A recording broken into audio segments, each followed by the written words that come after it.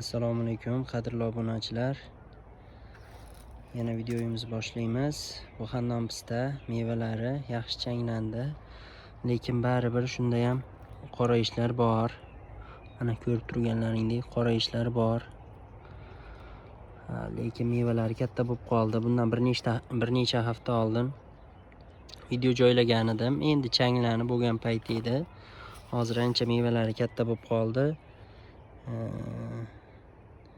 Changlanish har xil yaxshi bo'lgan, baribir qora ishlar bor. Mana ko'rishlaring mumkin. Bu yoqda yaxshi changlanmagan, qanaqadir vitaminlari kamligi uchun ular o'smay qolgan. Endi sekin-sekin to'lishib ketadi. Bu yerda bo'lsa, bu yerda ham yaxshi changlangan, mevalari kichkinaroq. Mevalari hali kichkina. Mevalar nisbatan kichkina. Bu aniq sabablarini bilmadim. Mana bu yoqda ham bor. Bu yerda yaxshi changlangan, yaxshi meva tukkan desa ham bo'ladi. Mana bu yerda ham